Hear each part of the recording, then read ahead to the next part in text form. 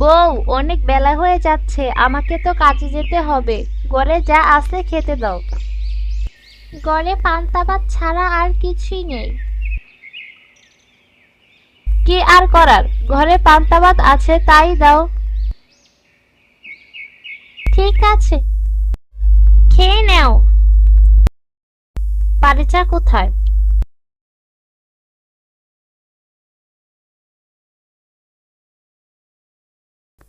আজও পান্তা? প্রতিদিন পান্তা ভাত খেতে ভালো লাগে না, আমি খাবো না।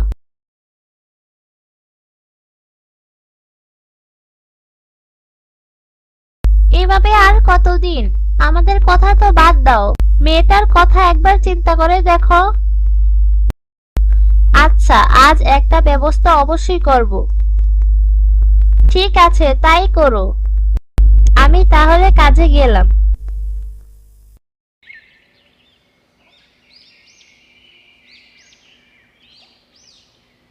রোজ রোজ এদের দুঃখের কথা শুনতে আর ভালো লাগে না। এদের কি কোনোদিনও অভাব শেষ হবে না? কোথায় এরা ভালো মন্দ রান্না করবে, তারপর আমি সেগুলো খাবো? সেসব তো দূরের কথা, রোজ রোজ এদের শুধু পান্তা ভাত খাওয়া আর ভালো লাগে না। আর একটি নতুন বাড়ি খুঁজতে হবে। আর কয়েকদিন অপেক্ষা করব, তারপর যদি এদের অভাব দূর না হয় তাহলে অন্য একটি বাড়িতে চলে যাব।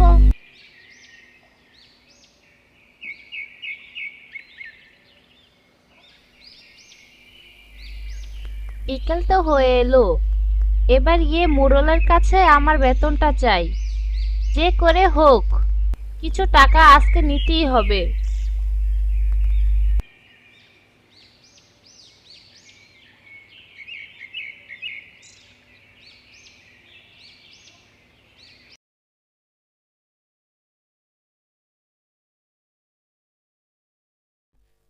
মোড়ল মশাই, কয়েক মাস হলো আপনি আমার বেতনটা দিচ্ছেন না।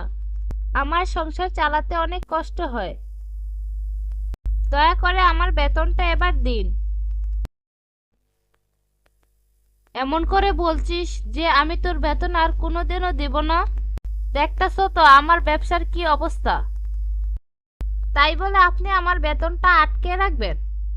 আপনার সব কিছুই তো ঠিকভাবে চলছে, শুধু আমার বেতনটাই আপনি দিচ্ছেন না। এসব কথা বলে আমার মেজাজটা গরম করিস না। আমার কোনো কিছুই ঠিকভাবে চলছে না। সে যাই হোক, আমার আজ আপনার টাকা দিতেই হবে। আমার বউ বাচ্চা না খেয়ে অনেক কষ্ট করছে, আমি তাদের জন্য বাজার করব। এই সময় টাকা কই পাই? আচ্ছা, এই সাত্তার, ওকে 100 টাকা দিয়ে দে। কি? 100 টাকা? 100 টাকা দিয়ে আমি কি করব? 100 টাকা নিলে নে, নয়তো পরে। আচ্ছা, 100 টাকাই দেন।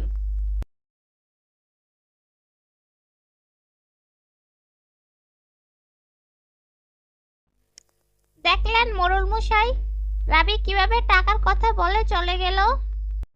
সে যাই বলুক না কেন, টাকা আমি দেব না। আর সেজন্যই তো ওকে কাজে রেখেছি।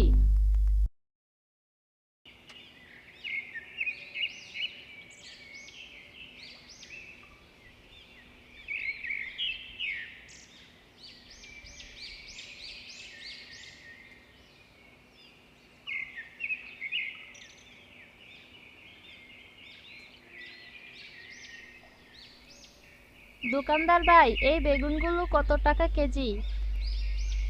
180 টাকা কেজি। কি বলছেন, বেগুন 180 টাকা কেজি?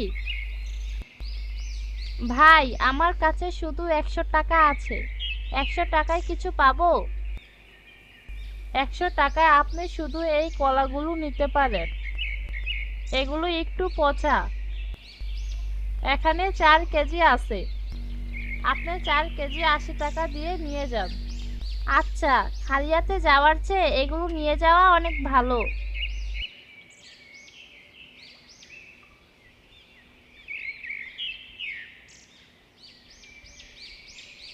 বাবা, কি নিয়ে এসেছো এতগুলো?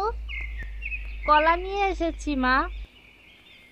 এ কি, এই কলা থেকে এত পচা গন্ধ আসছে কোথা থেকে? বউ, মোড়ল মশাইয়ের কাছে টাকা চাইতে গেছিলাম, তিনি আমাকে শুধু 100 টাকা দিলেন। বাজারে গিয়ে দেখলাম সব জিনিসের এত দাম যে এই কলা ছাড়া আর কিছুই কিনতে পারলাম না। এখন শুধু আমার কাছে 20 টাকা আছে। আচ্ছা, ঠিক আছে, এই পচা কলা নিয়েই আমি রান্না করছি। কি এক পচা কলা নিয়ে এসে এত হই হুল্লোড় শুরু করেছে। আমি মনে করেছি না জানি কি। ফাতেমা চোখের পানি ফেলতে ফেলতে পচা কলা কাটে, এবার পচা অংশ বাড়ির পিছনের দিকে ফেলে দিয়ে আসে।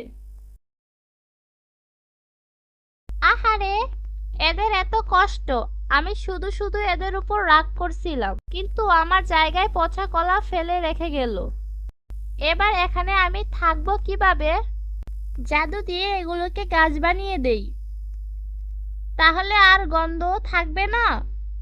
আবার ওরা খেতেও পারবে, বিক্রিও করতে পারবে। এই হলো কলা গাছ।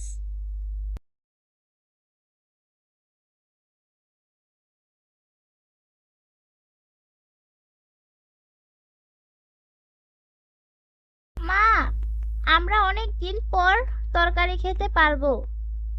হ্যাঁ মা, যত মনে চায় তত খাবি। অনেকগুলো রান্না করেছি, সকালেও খেতে পারবি।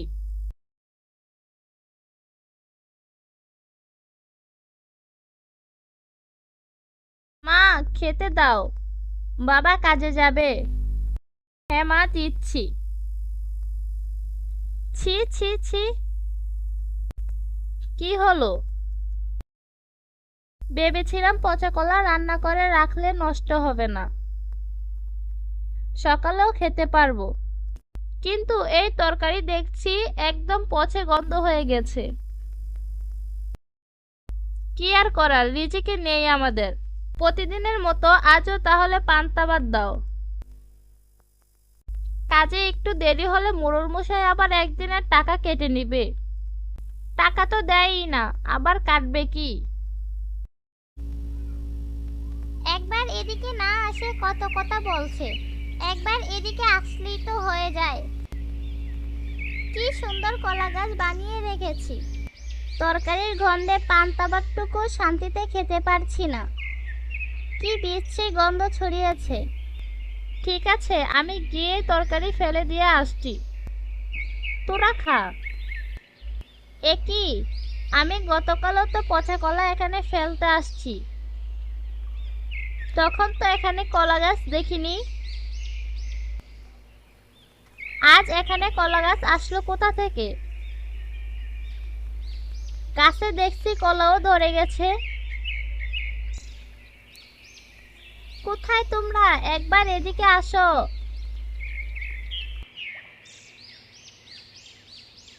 কি হয়েছে, এভাবে ডাকছো কেন? এই দেখো, কলা গাছে কলা ধরে আছে।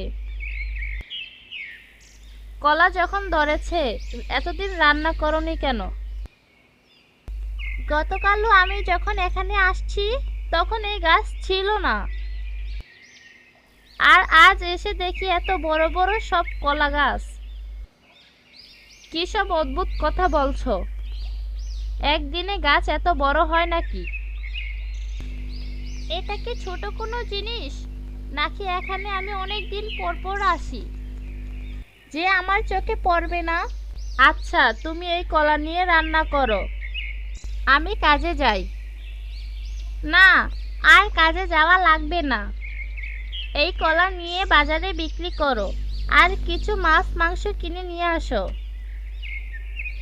ঠিক আছে।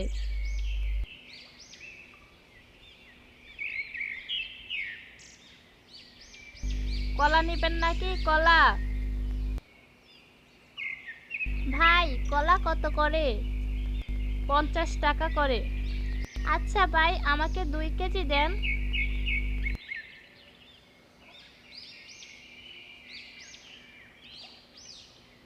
বউ, আজ কলা অনেক টাকা বিক্রি করেছি। এই মাছটা নেও আর রান্না করো। বাবা, এত বড় মাছ আমাদের জন্য? হ্যাঁ মা, মনে হচ্ছে এগুলো জাদুর কলা গাছ। কি হয়েছে? দেখো, আজও কতগুলো কলা গাছে কলা ধরেছে। সত্যি তো।